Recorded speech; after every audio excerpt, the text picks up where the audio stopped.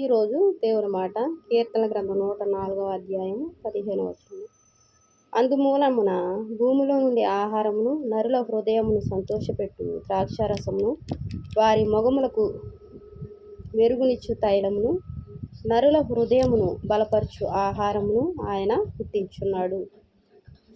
ఇక్కడ దేవుని చెప్పిన మాట, దేవుని యొక్క క్రియలు ఎంతో బలంగా, ఎంతో సంతోషపెట్టేవిగా ఉన్నాయి. అందుమూలమున భూమిలో నుండి ఆహారమును. మరి ఆహారం ఎక్కడి నుంచి వస్తుంది? భూమిలో నుంచే. భూమిలో నుంచి అంటే మట్టిని త్రవ్వితే రావడం కాదు. నాటే చెట్లు, ఆయన సృష్టించిన చెట్లను, ఆ విత్తనాలను నాటడం ద్వారా వరి, గోధుమ, అలాగే జొన్న,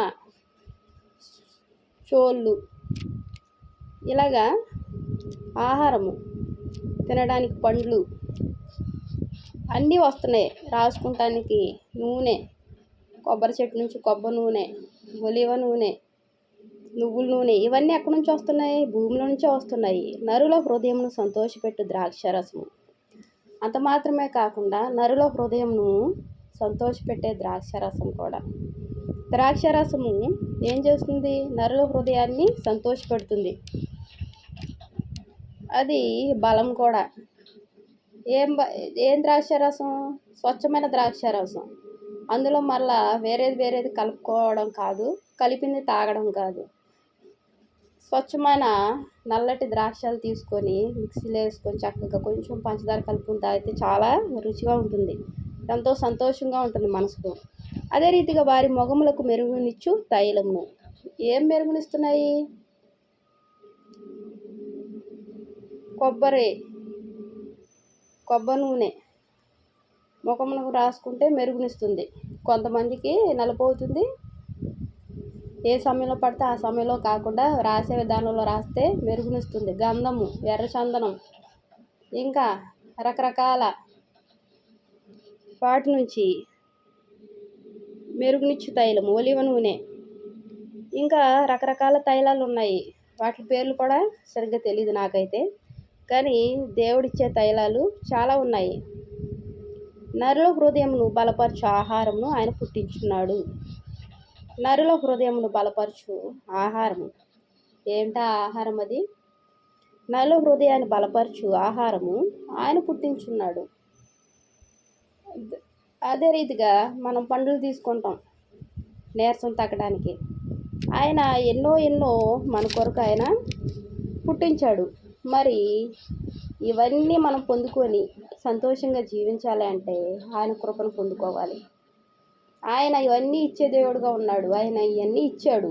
అవి మనకు అందుబాటులో, మన జీవితంలో, మన ఇంట్లోకి రావాలంటే మనం ఏం చేయాలి? ఆయన కృపలో, ఆయన దయలో ఉండాలి. ఆయన దీవించే దేవుడు, ఆశీర్వదించే దేవుడు. ఎప్పుడు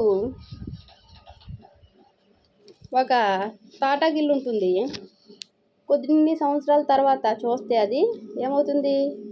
అక్కడ బిల్డింగ్ ఉంటుంది. వారిని దేవుడు ఆశీర్వదిస్తాడు. గత సంవత్సరం, కొన్ని సంవత్సరాల క్రితం ఇక్కడ తాటాకిల్లు ఉండేది కదా, ఇంత మంచి బిల్డింగ్ కట్టుకున్నారా అనిపిస్తుంది. చాలాసార్లు మనం చూసే ఉంటాము. ఒక్కొక్కసారి అక్కడ ఏమీ ఉండదు, ఏ ఇల్లు ఉండదు, కానీ మంచి భవనం నిర్మించడం జరుగుతుంది. మరి అలాగే నీ జీవితంలో, నా జీవితంలో ఏం కొదువుగా ఉన్నాయో, ఏమి ఇబ్బంది పెట్టే సమస్యలు ఉన్నాయో, ఎవరి ద్వారా ఇబ్బంది పడుతున్నాము, సమస్తం ఆయన పేరుకే. వాటినన్నిటినీ తొలగించి దేవుడు సమృద్ధికరంగా, ఆహ్లాదకరంగా, సంతోషంగా జీవించే జీవితాన్ని మనకు ప్రసాదిస్తాడు. మనం మాత్రం ఆయన కృపలో, ఆయన దయలో ఉండాలి. ఆయన శాసనాలు పాటిస్తూ, ఆయన ప్రేమిస్తూ, ఆయన మన కొరకు ఎంతో త్యాగం చేశాడు.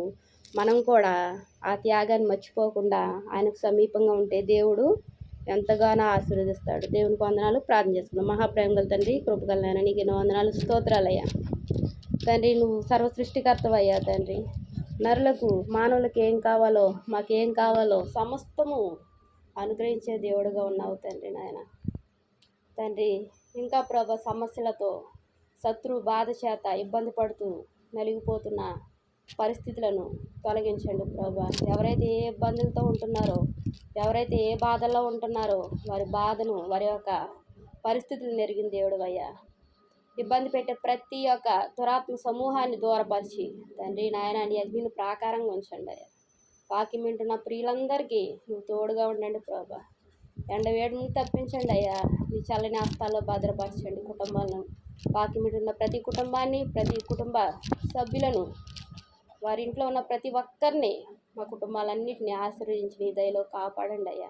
నీకు ఎన్నో వందనాలు స్తోత్రాలు చెల్లించుకుంటూ యేసు నామములో వేడుకుంటున్నాను తండ్రి. ఆమేన్. Praise lord.